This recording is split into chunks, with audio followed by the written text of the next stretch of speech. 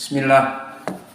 Innal hamdalillah nahmaduhu wa nasta'inuhu wa nastaghfiruh wa na'udzu billahi min shururi anfusina wa min sayyiati a'malina.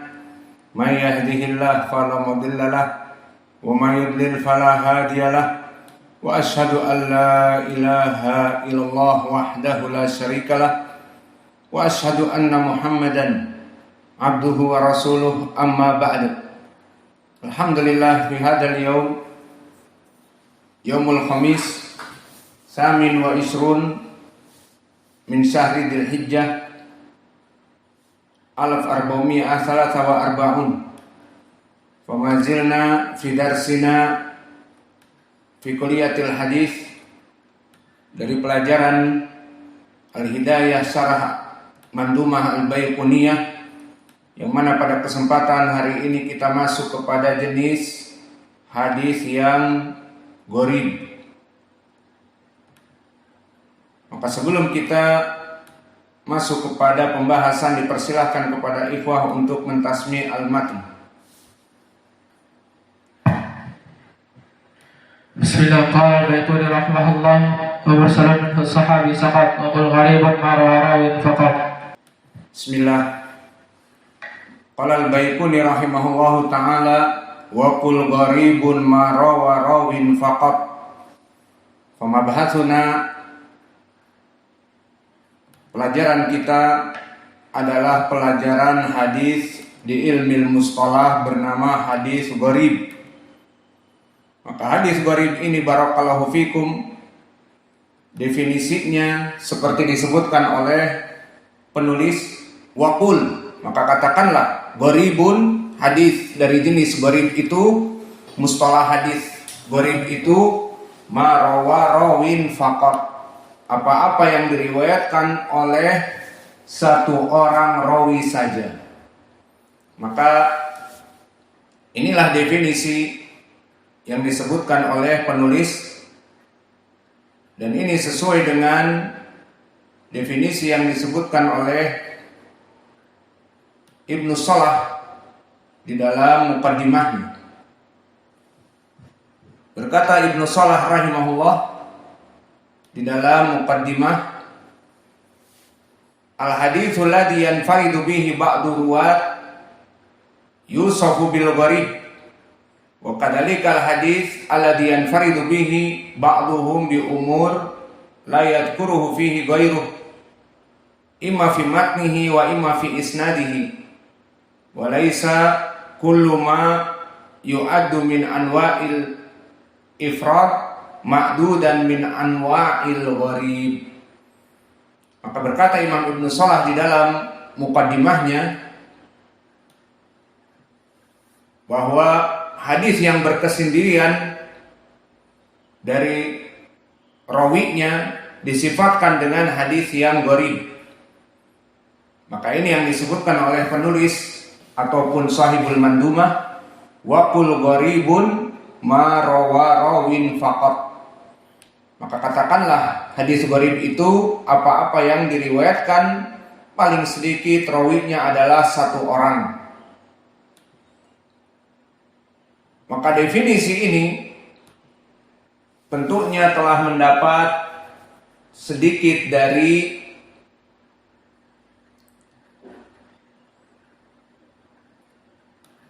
i'tiradat ataupun sanggahan dari segi penulis tidak menyimpan dari kelompok mustalahat al-hadis dengan kelompoknya. Maka seperti biasa an-nadhim, dikarenakan dia menyusun sesuai dari susunan syair, akhirnya kadang-kadang permasalahan yang harusnya disatukan menjadi satu kelompok akhirnya berbeda. Maka contohnya di sini tentang permasalahan hadis gharib. Maka telah terdahulu di dalam matan hadis al-masyhur dan hadis aziz. Seperti di matan nomor 12, azizun marwi itsnaini aw salatah masyhurun marwi fawqa ma thalatha. Telah dibahas masih dalam pembahasan tentang permasalahan aziz dan masyhur, maka kenapa tidak langsung dimasukkan perkara gharib di sini? Karena aziz apa-apa yang diriwayatkan lebih dari 2, dan masyhur apa-apa yang diriwayatkan lebih dari 3. Dan kenapa gharib apa-apa yang diriwayatkan dari 1 rawi tidak disebutkan langsung? Maka ini dari i'tiradat dari beberapa sanggahan kepada penulis di saat penulis tidak mengumpulkan perkara ini. Dan contoh yang lain seperti permasalahan mauquf sebelum pembahasan mursal. Wa ma adaftahu ila ashabi min qaulin wa fi'lin fahuwa mauqufun zukin. Maka hadis mauquf ini terpisah sendirian, padahal telah berbicara sebelumnya hadis al-musnad. Wal musnadul muttasilu isnadi min rawihi hatta al-mustafa wa lam yabin wa ma bisam'i kulli rawin. Taib. Syahidnya telah disebutkan al-musnad, wa ma udifa lin nabi al-marfu'u wa ma litabi'in huwa maqtu'u wal musnadu al-muttasilul isnadi min rawihi hatta al-mustafa wa lam yabin. Di pelajaran mauquf telah kita bahas juga kenapa hadis mauquf berkesendirian, kenapa tidak dibahas di saat An-Nadim membahas marfu wa ma udifa lin nabiyil marfu wa ma litabi'i huwa maqtu'. Kemudian hadis musnad yang ujungnya ucapan Nabi. Lalu kenapa tidak dimasukkan juga hadis mauquf pada saat itu? Tetapi malah hadis mauquf berkesendirian, wa ma adaftahu ila ashabi min qaulin wa fi'lin fa huwa mauqufun zukin. Maka ini dari beberapa i'tiradat kepada Al-Baiquni, di antaranya kenapa tidak ditartibkan pembagian ilmu hadis dalam satu kelompok agar lebih mudah dipahami. Seperti pembahasan sekarang hadis gharib itu kalau dikumpulkan dengan pelajaran di hadis nomor 12, azizun marwi tsaini aw salasah masyhurun marwi ma fawqa masyhurun marwi fawqa ma salasah, maka disebutkan waqul gharibun ma rawin faqat. Maka ini lebih baik karena diklasifikasikan hadis sampainya kepada kita ada dari 2 rawi paling sedikit, ada yang lebih dari 3 rawi dinamakan masyhur, yang dari 2 rawi dinamakan al-aziz, dan dari yang 1 rawi dinamakan al-gharib. Itu lebih mendekatkan kepada faham. Seperti dulu kita juga i'tirad kepada ucapan penulis di saat menjelaskan hadis mauquf. Waqul, di hadis mauquf yang bagaimana jika dia dikumpulkan dengan hadis marfu dan maqtu dan musnad, maka disebutkan setelah itu mauquf, bagus.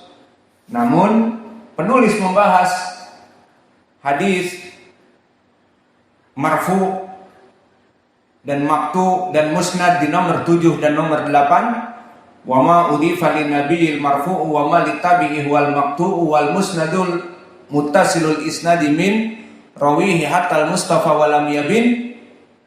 Kok setelah itu terputus dan masuk kepada beberapa masalah sanad ali, sanad nazil, baru setelah itu membicarakan tentang mauquf.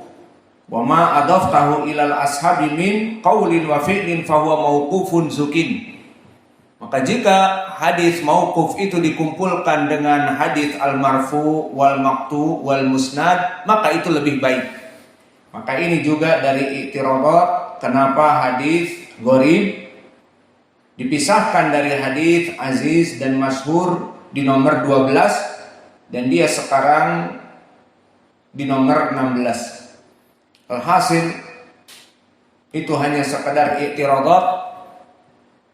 Maka kembali kepada permasalahan haditsun gharib. Maka hadis gharib hakikatnya ya ibadallah, hadis yang mana dia itu kembali kepada dua perkara seperti ucapan Imam Ibnu Salah, gharibun mutlak ataupun tafarrud al-mutlak dan gharib an-nisbi. Gharibul mutlak di sini dia berkesendirian rawi tertentu dalam berbagai tabaqah, mulai dari tabaqah penulis kitab misalnya Imam Al-Bukhari sampai kepada tabaqah para sahabat.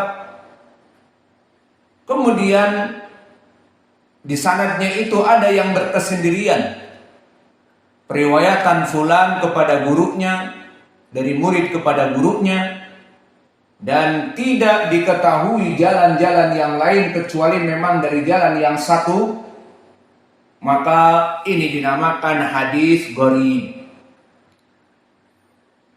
Maka tanpa banyak pembahasan kita berikan contoh hadis gharib dari hadis gharib yang mutlak, yang mana di sini di sanadnya berkesendirian. Seperti hadis yang muttafaqun alaih, hadis yang masyhur dari Umar bin Khattab, hadis innamal a'malu binniyat wa innamal likulli imri'in ma nawa. Maka hadis ini adalah hadis yang gharib, di mana di dalam sanadnya jika kita rujuk kepada Al-Bukhari dan Muslim meriwayatkan Yahya ibnu Sa'id Al-Ansari kepada gurunya akhbarani Muhammad ibnu Ibrahim At-Taimi, dan dari gurunya Muhammad ibnu Ibrahim At-Taimi meriwayatkan dari gurunya Alqamah ibnu Waqqas Al-Laythi, dan Alqamah ibnu Waqqas Al-Laythi meriwayatkan dari sahabi yang satu saja, Umar ibn Khattab. Maka sahihnya di sini terjadi tafarrud al-mutlak, terjadi berkesendirian secara mutlak, di mana dari zaman sahabat yang mendengar hadis ini hanya satu, hanya Umar.